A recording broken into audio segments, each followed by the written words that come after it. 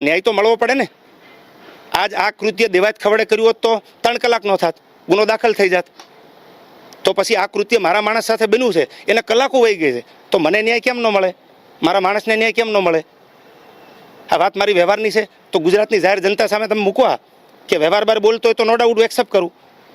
ગાડી પણ મારી પાસે નથી તો કેમ હજી સુધી ગાડી ગોતવાનો ગયા? કેમ આરોપીને ગોતવા પોલીસ નથી જાતી? તમે અત્યારે હાલ ચાંગોદર પીઆઈ ને મળ્યા છો, હા. પણ ફરિયાદ લેવાઈ નથી. નથી લેવાની, હજી નથી લીધી. આગળ શું પગલાં લેશો? આગળ પગલાં એ લેવા માટે છે કે મેં રિક્વેસ્ટ કરી કે આટલી કલાકો વહી ગઈ, તમે કોઈ પણ જાતનો હજી જવાબ આપ્યો નથી, તો હવે જે કાંઈ પ્રોસેસ થયું જોઉં છું, બાકી આગળ ઉપર હું ગૃહમંત્રીને મળીશ.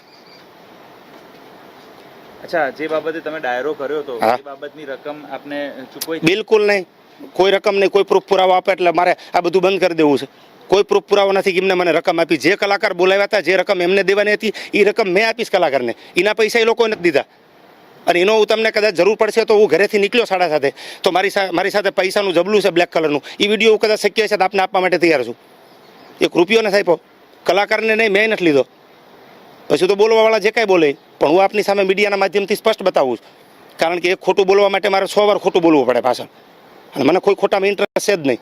20 તારીખે રાત્રે સનાથલમાં ડાયરો મારો અને એક ડાયરો પીપળાવ, એટલે હું 1.5 કલાક હાજરી પુરાવી અને આયોજકની રજા લઈ અને કાર્યક્રમમાં જવા માટે નીકળેલો. આખું કાર્યક્રમનું હેન્ડલ બીજા જે પણ સિંગરો હતા એનું મેં કરેલું. એટલે મેં મારો માણસ જે છે મારી ગાડી ચલાવે છે એને પૈસા આપ્યા 5 લાખ રૂપિયા કે ભાઈ તું જે કાંઈ છે વહીવટ પૂરો કરતા હું 1-2 વાગે રિટર્ન આવી જાઉં છું.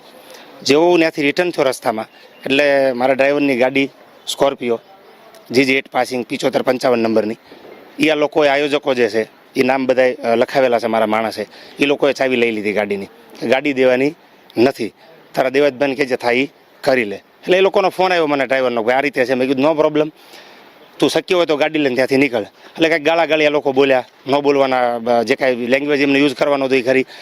પછી 5-10 મિનિટમાં મારા ડ્રાઈવરનો ફોન આવ્યો, ગાડી લઈને નીકળ્યો.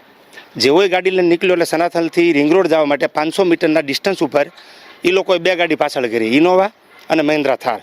એ 2 ગાડી, મારી ડ્રાઈવર એક જ હતો, હું તો અવેલેબલ હતો ને હું તો રસ્તામાં હતો ઓન ધ વે, તો ગાડી આડી રાખી અને ગાડીનો કાચ ફોડી નાખ્યો. ડ્રાઈવર અરે ગાળાગાળી કરી અને ગાડી લઈને લોકો વિયા ગયા. ગાડી રાત્રે આઈ થિંક 1 થી 1.5 વાગે, હું ન ભૂલતો તો ગાડી લઈને ચાલ્યા ગયા. ગાડીનો કબજો એની પાસે છે. એટલે મારા ડ્રાઈવરનો ફોન આવ્યો કે લોકો આવી રીતે ગાડી આડી નાખી મારી સાથે ઝઘડો કરી, ગાડીના કાચ